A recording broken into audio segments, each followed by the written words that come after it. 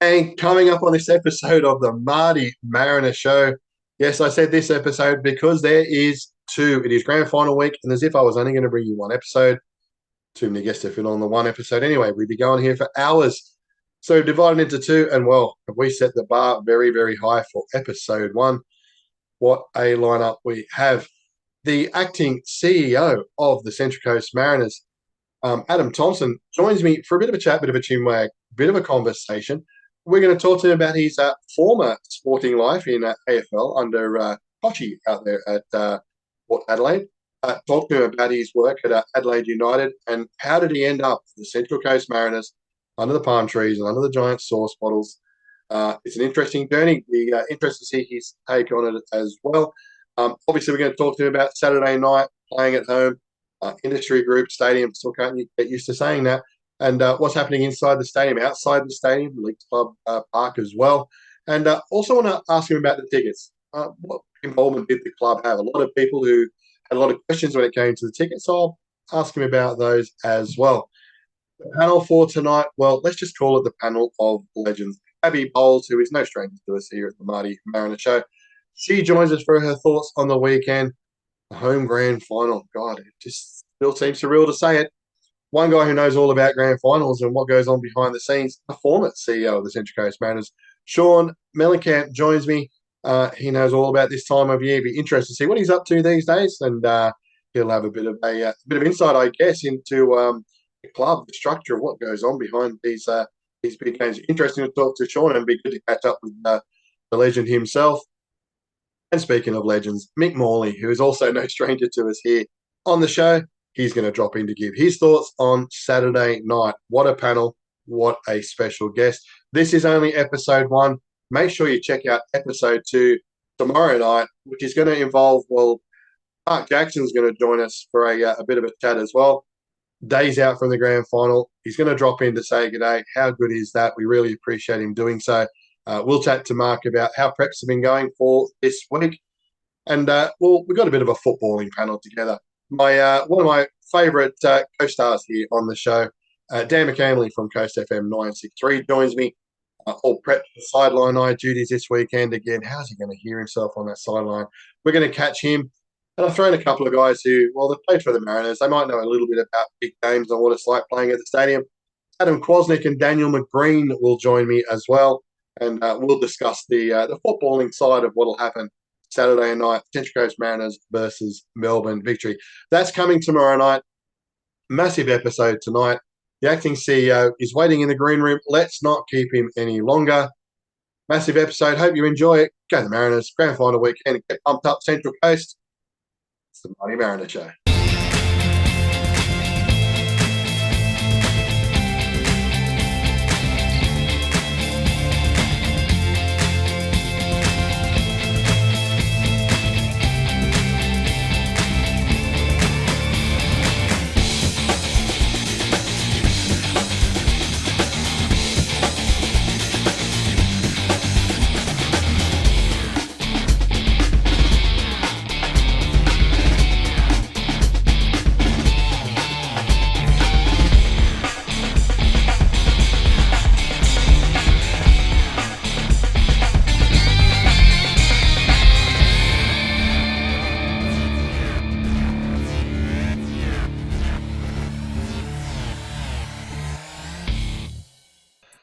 And welcome back to the Marty Mariner Show in what is one of many massive weeks that the Central Coast Mariners have had so far this year in particular. And, well, we've got a heap of guests on. Well, we may as well start at the very, very top. The acting CEO of the Central Coast Mariners, Adam Thomson, joins us making his Marty Mariner Show debut just quietly.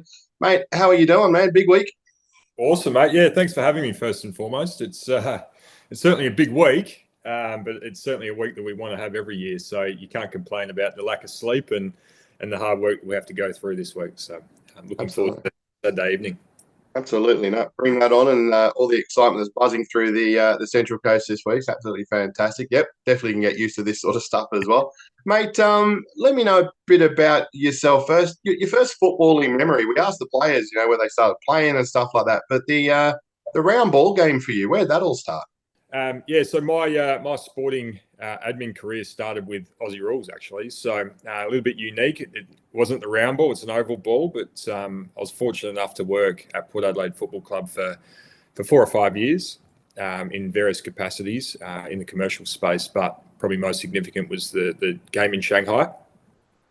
So some from the Eastern Coast probably don't know what happened over there with the AFL, but we're fortunate to play 3 matches in Shanghai for the first time off Australian shores, which was a great experience and some lifelong memories that were made there. So, and my work in China then took me to Adelaide United. So obviously a Mariners fierce rival, excuse me, a fierce rival, but I then entered the world of the round ball, which is certainly unique compared to Aussie rules, but certainly something I thoroughly enjoyed at Adelaide United for 5 or 6 years.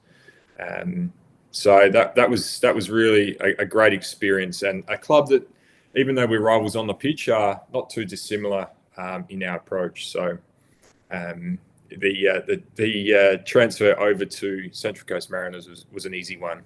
Certainly not. Both clubs certainly not flush with cash, but it's certainly the way we'd rather operate in terms of our approach. And what about that? I guess that made the difference between AFL and football in this country. I mean, I'm guessing massive difference in market, in tradition in a lot of ways. What was it? What was that biggest difference that you sort of found between the two codes?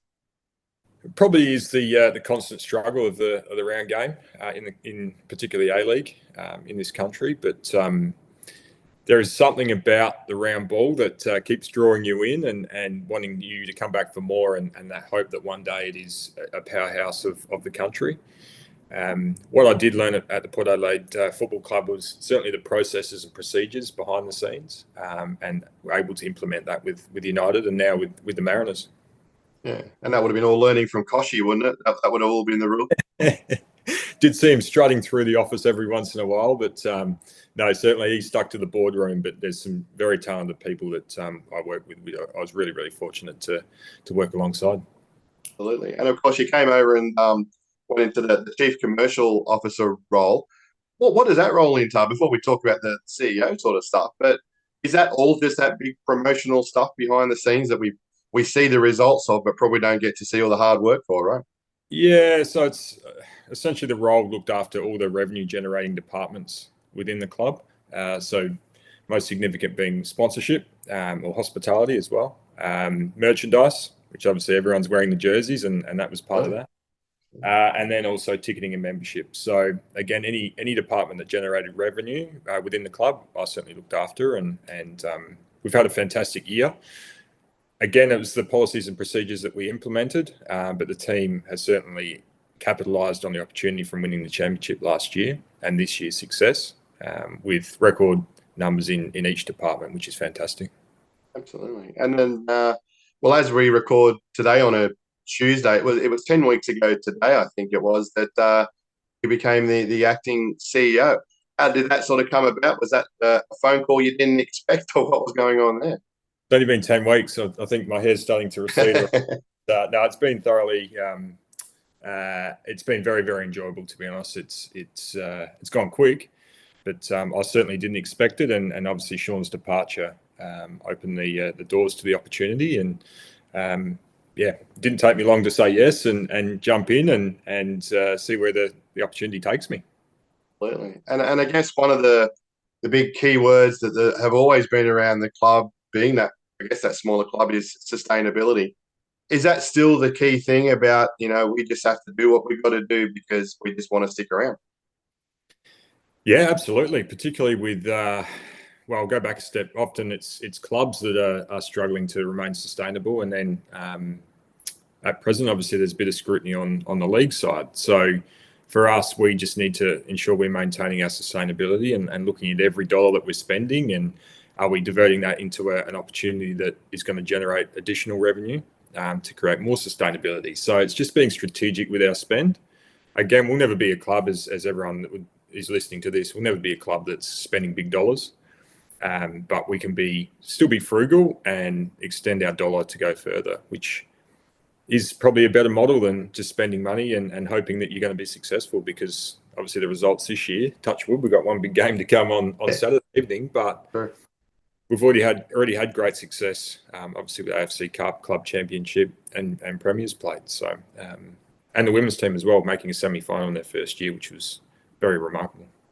Really. And what difference? I mean, obviously, to the fans, a successful team builds morale. More people want to come and watch the team, as you mentioned, the merch and all that sort of stuff. But for the club, a club winning the AFC Cup to coming first in the competition to make semi-finals, what impact does that have on the clubs significantly? Apart from it's a really cool thing to happen.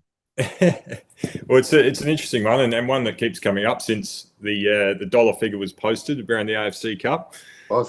It even came up on radio this morning. But one thing we need to keep in mind, obviously, we played in 10 countries or travelled to 10 countries, and there's other distributions within that. So we're not actually seeing the total amount.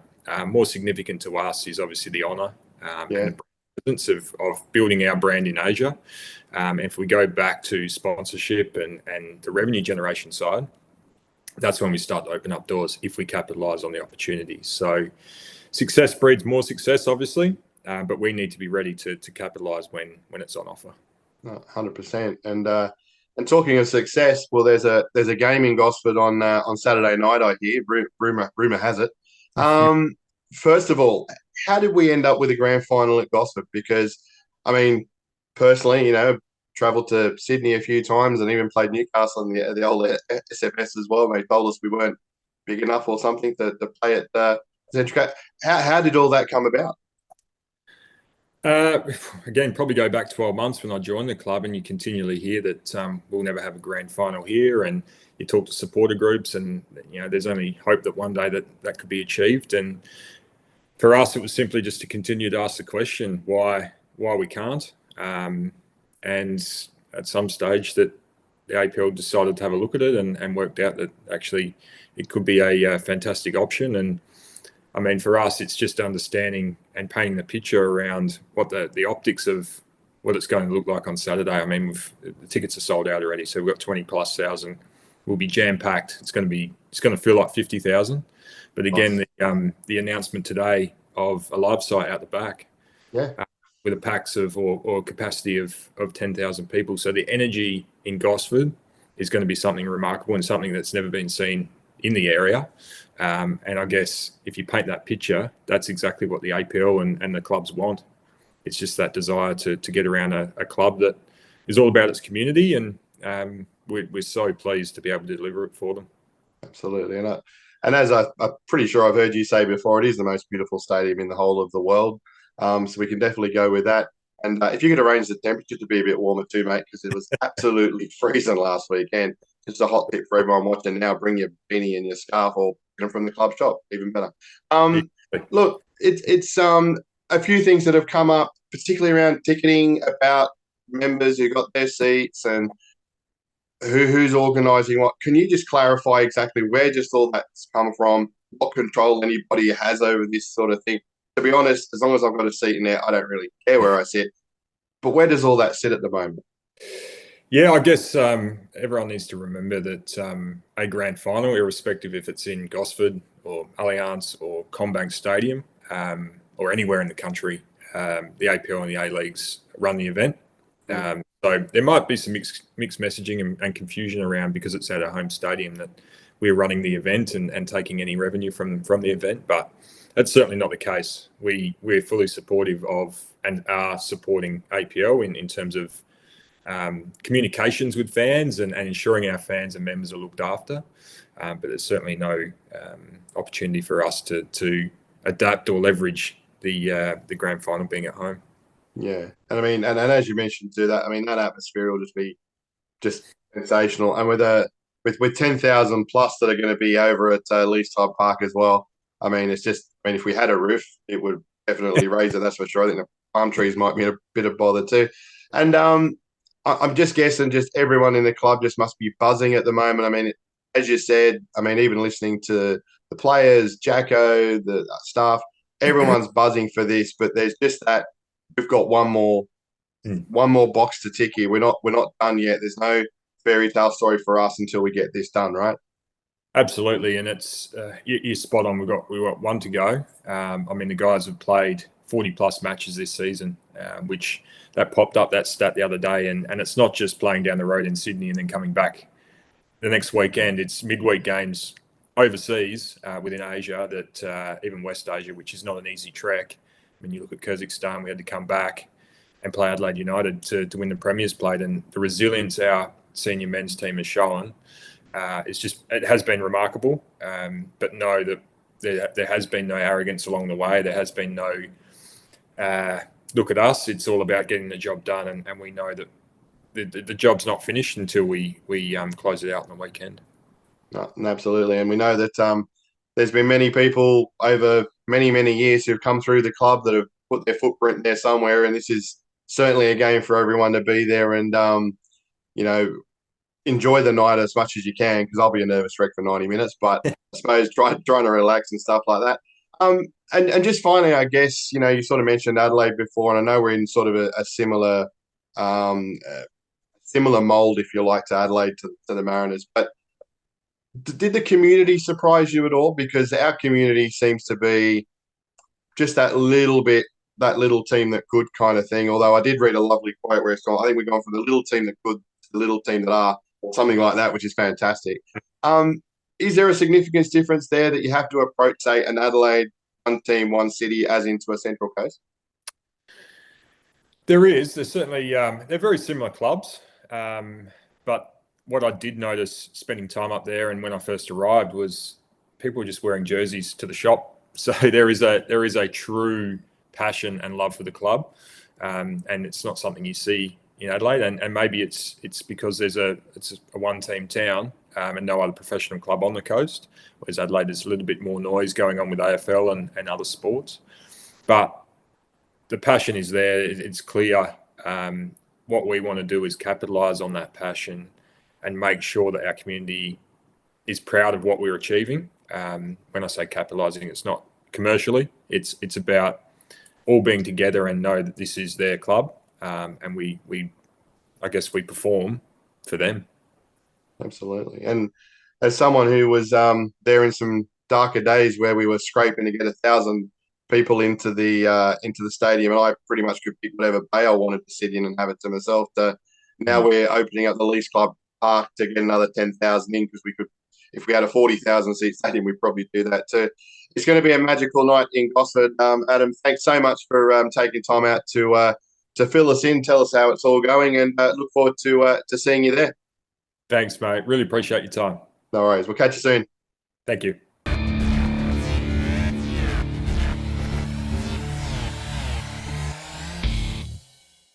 Welcome back to the MartyMariner show. And when I said I was going to get a panel of legends together, well, unfortunately they couldn't make it. But I've got three of the nicest people that I know to join me to talk a little bit about this grand final coming up this weekend and a couple of other things Mariners related. First of all, a man who needs no introduction whatsoever, so he's not going to get one. Mick Morley, how are you doing, man? I'm doing good, mate. Really big week last week, another big week this week, and really pumped. I'm pumped for the staff, the players, pumped for the town. It's going to be epic, mate. It's so good for the Central Coast. She's going to be a big, and that's for sure. My next guest, well, she works a star because she is a star. She's the priestess of Point Clare. She's the lady of Lisarow, but most of all, she's the goddess of Gosford. Gabby Bowles, how are you doing, mate? Yeah, g'day, mate. Really good. Excited. Yeah, and do you like the intro, man? That took me about an hour to figure all that shit out. That's special, man. I don't think I've ever had one quite as elaborate as that. No, I love it. I'm working on it, man. So it's a work in progress, this show. I'll keep telling you that. And a guy who you may not have seen for a while, but he hasn't been too far away. Yeah, the former CEO of the Central Coast Mariners, Shaun. Mate, how are you doing? Haven't seen you for a while. Yeah, going great. Going really good, actually. So, yeah, been able to get some golf in and spend some time with friends and family, and it's been a really good period for me. Yeah, and I was going to say, so can you enlighten us at all? How's it been post CEOing? Yeah, look, it's been a big change. It was, of course, it's dramatic. The new roles are a much, sort of different pace, but it's a it's a healthier one for me. Being able to spend loads of time with the family, starting up my own little business on a couple of little adventures on the side, and but it's been good. But most importantly for me, I think it's been really exciting to be going to games, spending a time with family, and just being a fan in the crowd, jumping in the Yellow Army, and catching up with Gab at half time as we always used to do, but doing it now as mates, which is great. That's absolutely, and it is good to see you around, mate, and just getting back to kick back and enjoy the games, which is ultimately what it's all about, right? So it's good to see you around. I'm sure we'll see it for many, many years ahead as well. Look, before we start talking about the blokes, obviously it's a massive game this weekend. I thought we could just touch on the women's season, because I know between everyone here, there's been a fair bit done for the women, and I don't want that to be lost when it comes to the end of the season. It's been fantastic. Mick, I'll start with you. Speaking to a few of the players, I think we've overachieved with our women's team this season, on and off the field. What's your thoughts? Yeah, massively. I mean, I'm probably the bullfed bloke, with women's football coming on board, and being the bloke that played 30 years ago, and the girls started playing, and going, what's this all about? And that's the days when Renee Iserath was a young up and coming player, and we've all gone, what, this girl's good, what's that all about? And I tell her that story every time I see her, and she's stoked with it. But look, as usual with the Central Coast, I don't know how it does it, and Shaun was obviously part of it, and Gabby too. Emily came in, and Emily's just the nicest person in the world. Seriously, she's just so good. Got a squad of girls together, and in typical Mariners fashion, they overachieved for what they had to do. They were just a great team. You can tell it, and Emily just, she just drove it, and I actually loved watching the women's football. Yeah, no, it is fantastic, and Gabs, I mean, I guess even from day one, I mean, I know everyone's excited. It was, we got a team out there. This exceeded expectations, didn't it? Because the number of fans that were getting to games, and just the general buzz around this team was just sensational. Yeah, no, look, getting the women's team in like it was really exciting. We worked so hard for so long. Shaun fought really, really hard to get that team, and it was something that the coast wanted. I was a little bit nervous, though, to be honest, having, been a fan of the men's team for so long, how whether I was going to be able to do my job as a fan, to stretch myself, to love another team, the same way, even though it was for the same club. But once Emily came in, I think, Mick summed it up. She is just the most beautiful, genuine, person. She is such an intelligent football brain, and the culture she created around those girls, she helped create an environment where, as a fan, you felt like they wrapped their arms around you, and that way it was, it was easy for you to fall in behind them. And I'll be honest, I've been to more of their games this season than I have the boys. I've been to quite a few of the girls' away games, and it was very, very special. It's awesome to see the next generation of young girls on the coast have those role models to look up to. Yeah, and Shaun, I mean, both Mick and Gabs have said it, and I'll echo it too. I mean, the work that you did amongst a lot of other people, but to get this women's team going, how did it feel for you, that first game against Newcastle? It was an F3 derby, the girls running out. How did that feel for you on that day? It felt like this weekend, just disbelief. We talked for so many years about what could be, and then there it is. How many years have we, for the entire history of the club, what would it be like to have a grand final on the Central Coast? And here it is. So it was exactly the same emotion that everyone is feeling with that, was exactly that for me with the women's, is how good would it be to have a women's team, and never gave up on that drive, and I've got so many great memories of the journey of finding Emily, meeting Emily for the first time, and interviewing Emily for the role, and the great people who sort of supported in those sort of formative times.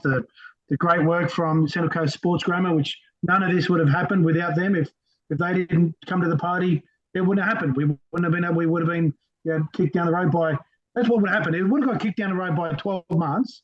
We would have been now with the cutbacks happened at the APL, we wouldn't have had a women's team. This was now in hindsight the last chance that we ever had, and yeah, fate was having it, and I'm just beyond they didn't go all the way to the grand final because I thought that they were well deserving to go all the way.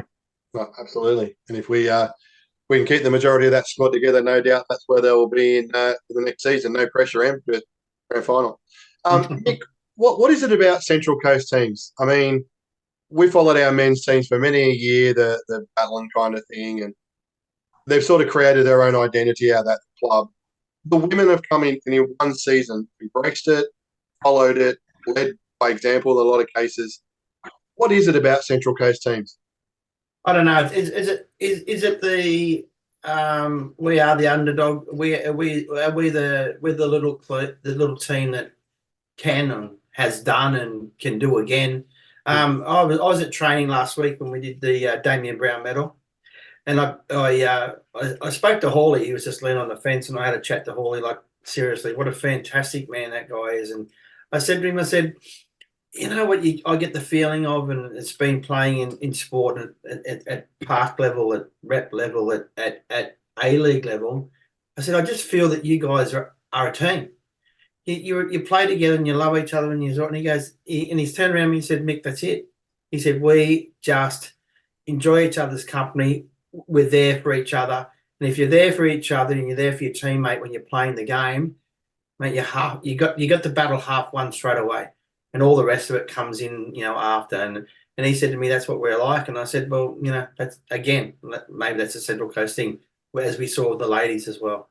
And I don't think you can teach that. Plus, probably that little bit of, within general, that, all them guys, that no dickhead policy, or no one's better than anyone else. And you can tell in the park, they play as a team. They're there for everyone. Look at the goal celebrations. They just, it's sort of unique, and I reckon we'll claim it.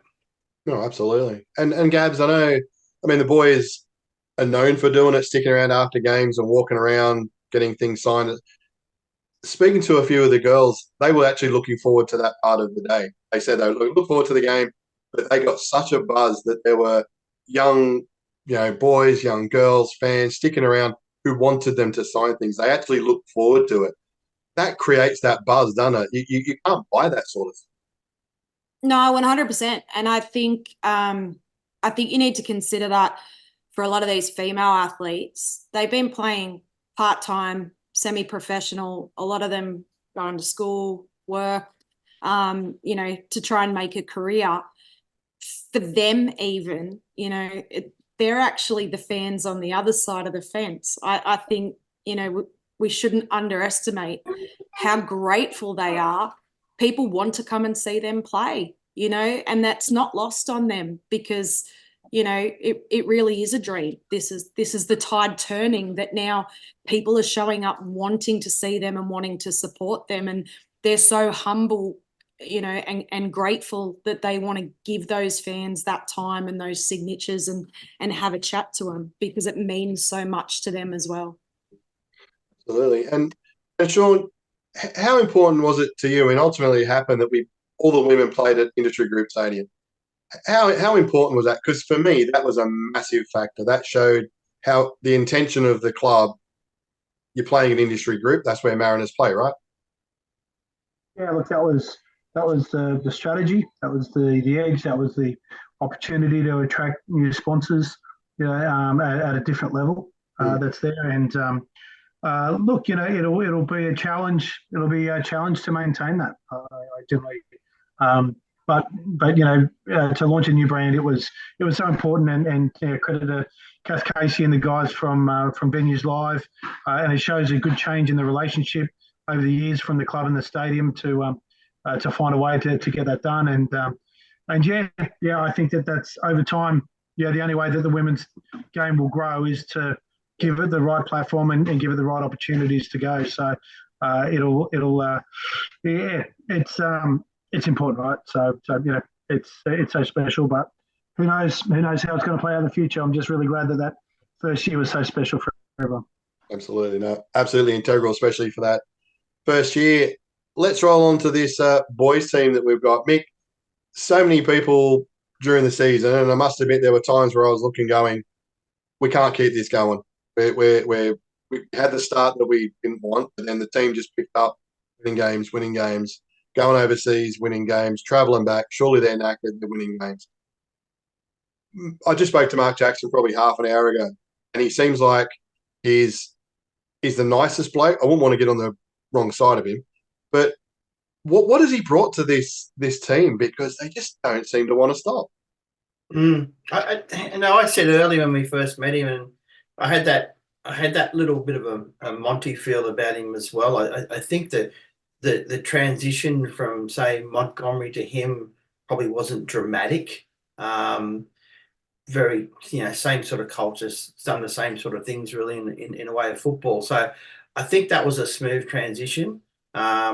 And again, I feel that he's probably just a good man manager. As the guys would know, that knowing the game, knowing all the ins and outs, and just because you're a fantastic player doesn't mean you're a fantastic manager.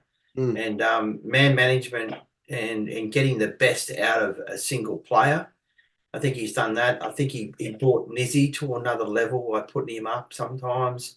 Obviously, Dockers just decided to hit, and as Monty used to say, it takes them a long time to come the goods, and Dockers done it. Faz is just been Faz, and he's obviously shown a lot of faith in Hawley too. Because we go back last year, Hawley wasn't going too good and wasn't apparently in a real good space, and he's given Hawley that little bit of a chance, and he's taken it on him. He's a fantastic ambassador for us too. So yeah, again, I don't know who decided to sign Jacko, but whoever it did and whoever talked to him, I think they've done a fantastic job. And like I said, he just fits our culture. We were working in Gosford, and he was having Valentine's breakfast with his wife, and we're out near Chef Dan's there, and he pulled over in the car and he had a chat, and that's us. That's what I mean. That's the Central Coast again. That's what you get. There's two bullheads looking at fire extinguishers, and he just pulls over and he talks to us about the game and what it's all about. That's what I love. Yeah, and you're right too, and especially around his family too. I mean, the night we beat Adelaide, and it was just belting down of rain, and they were all there on the sideline all together. They went out to get the photos. It was just, it was magical to see. It's a top family there. Gabs, one thing I've noticed during this year too, because I know that Mark and Em catch up a fair bit and chat, and I know they've got a lot of similarity. There was a lot of hashtag the Mariners way. What does the Mariners way mean to you? I reckon Mick probably just touched on that. It's that sense of family, right? It's the family we choose. It's the fact that the teams, both teams play for each other. You can tell that when they go out on that park, there's something a little bit special about it, right? It's different to what we might see at other clubs, and it's the same with the fans. It's the same with the sponsors and the members. It's that sense of family. We all know we've felt it in different ways, whether it's as colleagues or mates or, the different things that we've done together over the years, celebrating this club that we're so proud of. I think maybe Em and Jacko have just sort of summed it up in their own words, what it means to them. But it is just the Mariners way. Absolutely. And I'm not going to argue with either of them, by the way, because I think they both knocked me around a fair bit there. Shaun, it's not our first grand final as a club. Been to a few.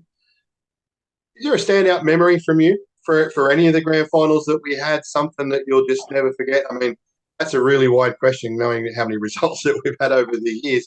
But is there anything in particular that stands out for yourself? Yeah, Marty, it was the one where we beat Wanderers. Your words, not mine. I was wearing different colours then, and if I just got to grab one out of hundreds of memories, and it's Dan, right? So we're lining up. Jason Cummings is about to take the penalty. We were seated, was right sort of at the front of the bay, just above the bench. He scores a penalty. Dan throws his beer in the air. It lands on top of Monty, Yes. who's looking around. He's covered in beer, and takes his jacket off and like, you can't throw your beer on the coach there. Like, what are you doing? So Yeah. like how what a moment that is. But the other one is just the end of the game when we won. We were able to get families in the photo. We had Jake Banks in the photo. The A-League was adamant to not let families back into the sheds. It was actually a shit fight on the field, and we took it over and we did it our way. And I did notice that when we won the Premier's Plate that there was quite a lot more restrictions put in place. So they might not be gifted the same opportunity. Hopefully on Saturday night that they get there. But to have that grand final represented the way that our family and the Mariners do our thing, I think it goes down in history, right? You can never erase that. And, my kids are in that photo, and there it is. It's there forever. Awesome. And throwing beer on the coach, hashtag the Mariners way, right, Gabs? That's how we could probably sum it up from there too. Gabs, I can join in that because I was actually sitting right next to Dan when it happened, and then I was actually right next. I think Shaun was just behind us, and when you see the A-League's All Access video, the show of that, you can actually see Dan's cup fly and the beer past Monty's. I've watched it several times, so it's fantastic. Yeah. No, it's I've heard that previously, and it gets me every time too. Yeah, that's just that is brilliant. Gabs, 2013 street parade in Gosford, places packed out. What's your memories of that day? Well, about 15 minutes before this call, I saw someone had posted the YouTube video of it. Exactly right. I wasn't working at the club then. I was on Gosford City Council and part of the GBID committee who helped with some of the coordination that day. And in like the first minute and a half of that YouTube video, there's me screaming out, "Who do we sing for?" walking down the main street with a Mariners polo on in a very different capacity then. And I remember following the bus up and around the corner, and then our role to sort of, crowd control was over.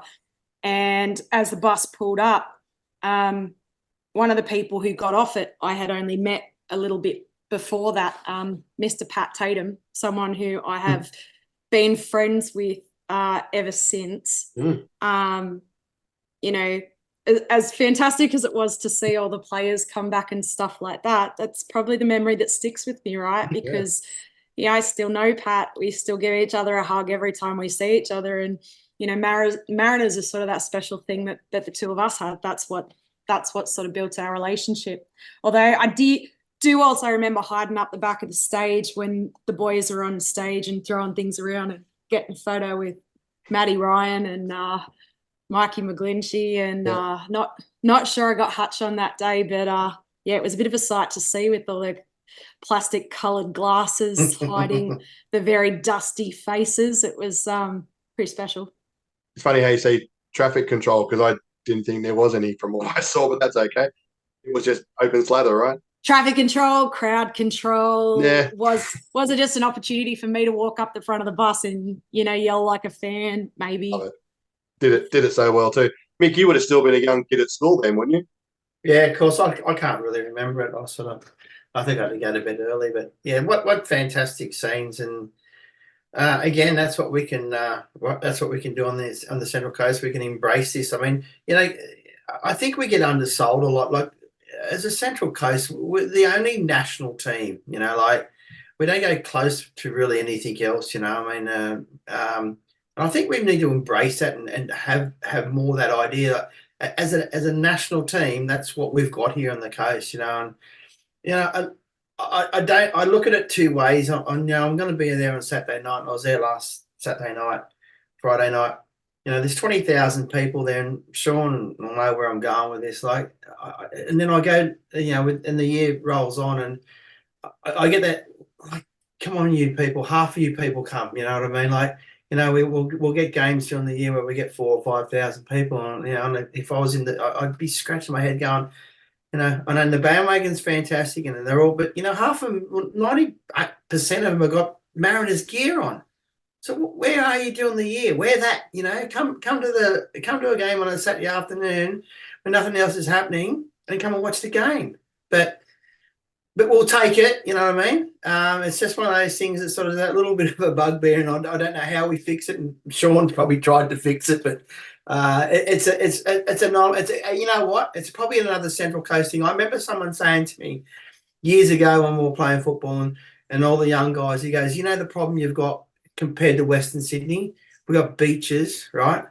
We've got surf, we've got all this sort of stuff. The kids that might be good players, they're not just totally focused on football. They're surfing, they're bodyboarding, they're doing all these different things. And, that's probably a little bit the same when it comes to watching the game. I don't know.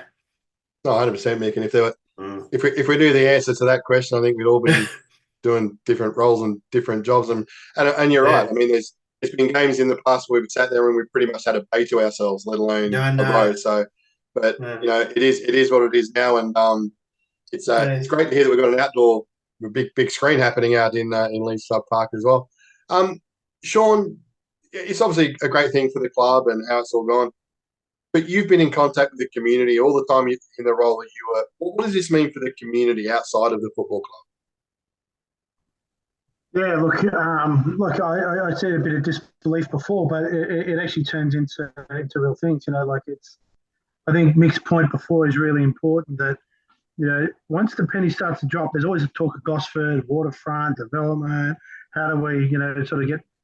As soon as people realise, fill that stadium gets grown.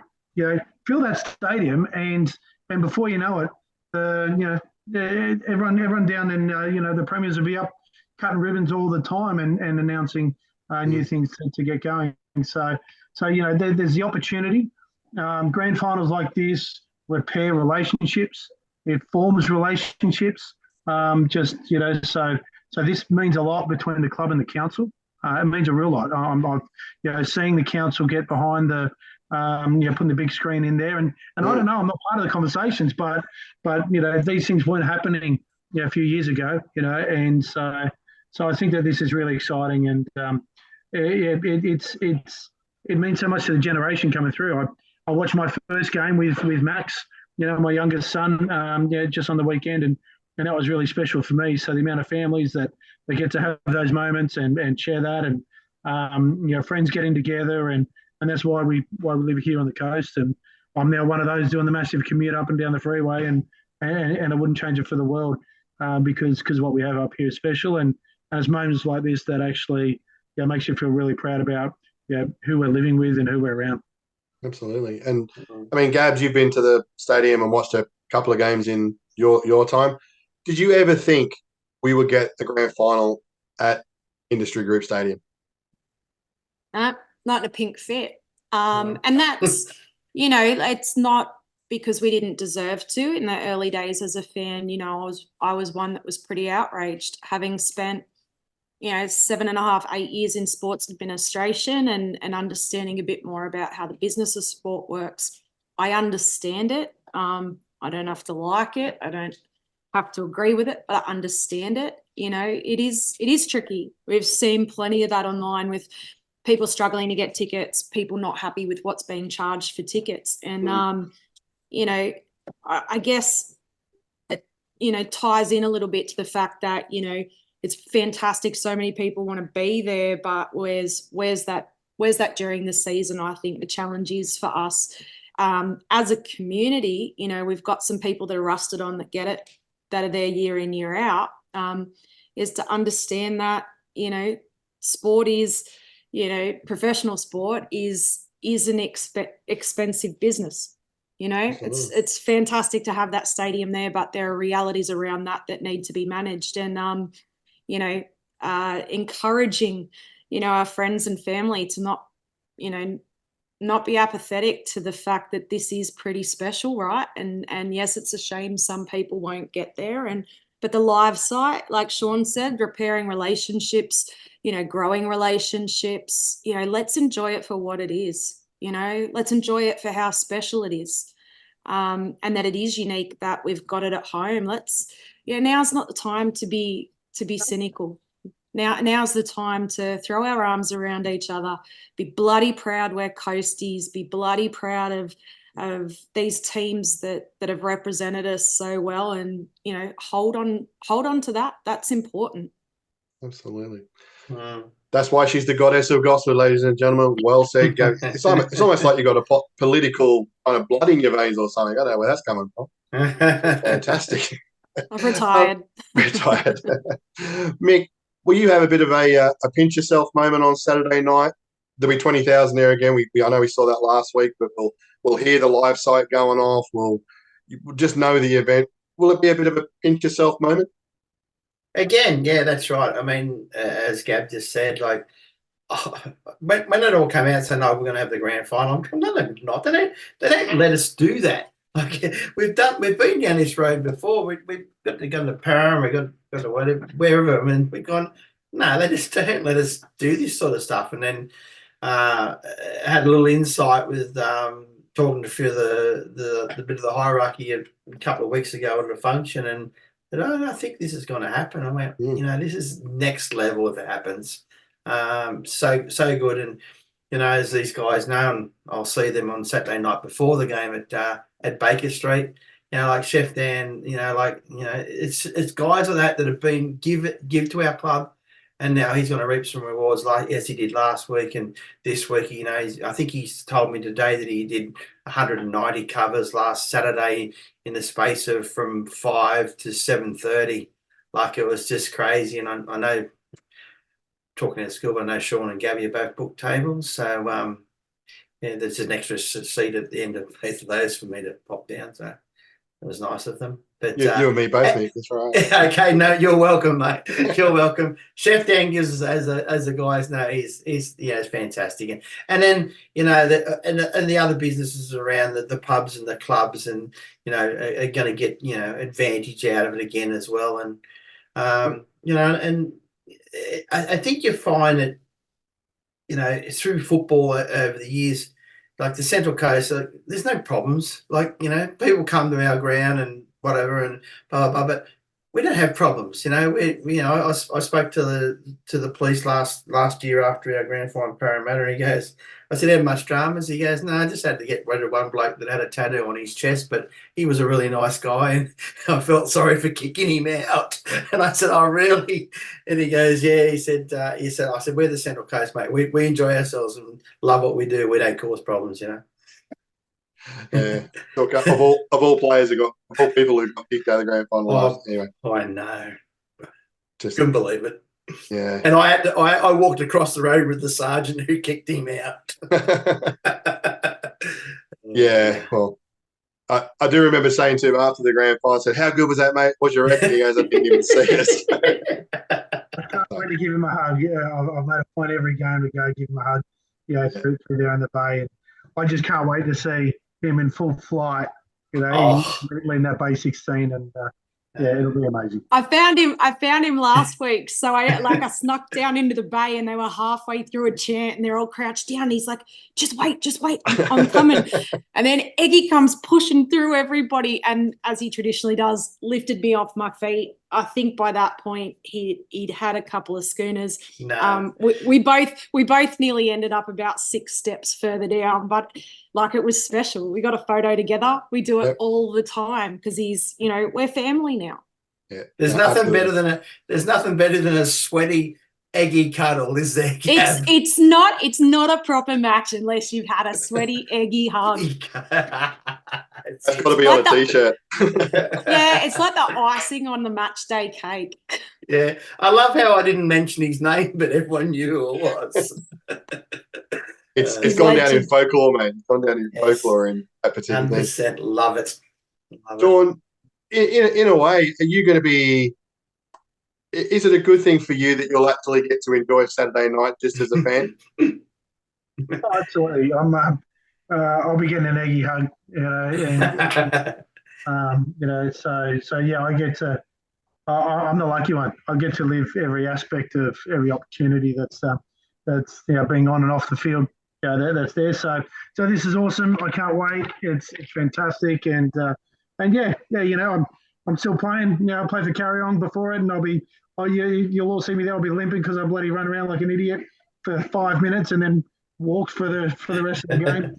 So I get to do that stuff that I never did before, right? So yeah, there won't be anyone enjoying this any more than me, that's for sure. Absolutely. We're in Suite 7, buddy. You're quite welcome to join us. Okay, there we go. Hang on, I'll just write Right. It's the budget. Budget suite. There we go. Great show. So for anyone watching now, that was Suite 7 just asking me. I forgot it was only just us. It was Mick. It was funny when you joked about crashing Shaun and my table at Baker Street. I kind of feel like that's backfired on you, champion. Yeah, it's okay. It's only my mum and someone else who watches it anyway, mate. Don't want to worry about. Don't worry. Yeah, I don't believe that. Hey, Gab, you know my form. I can crash anything. Dead Yes. set. I don't know how they're still giving you an accreditation, mate. Shush. Absolute joke. Absolute joke, you Is are. it still last year's accreditation, or has he got one for this year? I've never seen this year. Don't bring that up either. Okay. Anyway, He's got an ankle bracelet now. He can only go so many 100 meters. I wonder what that beep was. Makes sense now. Yeah. Makes sense. Guys, thanks for having a bit of a chat. It's a massive weekend for the club. Another massive weekend for the club, but just that little bit more special hosting it ourselves at Industry Group Stadium, a place we've seen many a memorable game and had many a memorable memory. I was going to say that. That'll do. I can edit it later if I don't like it. Mick, look forward to seeing you in Suite 7, mate. I'll give you the special knock on the door. You'll know what that means, mate. But, thanks for jumping on. Appreciate that. No problem at all, buddy. Gabs, all the best. I'm sure we'll see you around there. Well, maybe when you go down and get your eggy hard goal. I'm only in Bay 18, so I'll check it out. When I see you get lifted up, I'm in There you Bay 18. I'm in Bay 18. Can't wait. It's meant to be. Stop it. Well, there you go. Well, I'll see you there too. And Shaun, mate, I just want to take the opportunity again just to thank you for everything that you've done. I know there's been plenty said, but you mean a lot, and you'll always mean a lot to everybody in this club. We wouldn't be where we are today. This weekend wouldn't be happening if it wasn't for the work that you do, mate. So, taking the opportunity, thanks once again, and thanks for taking the time out for being on the show as well. No, thanks, mate. Really appreciate, and I appreciate everybody. I mean, everywhere I go, bottle shops, and a bloke can kick me on the field and then go, "Oh yeah, by the way, mate, thanks for the week you've done at Paris." So, it's been overwhelming. So it's I'm just really grateful from everybody, and I just can't wait. I can't wait to see those boys lift the trophy and complete a treble and be arguably the best team in A-League history. So it's a fantastic moment. Absolutely. Drinks are all in Suite 7. We'll catch up with you then, guys. Have a good weekend. Cheers. Thanks, See you later. See you at the game. See ya.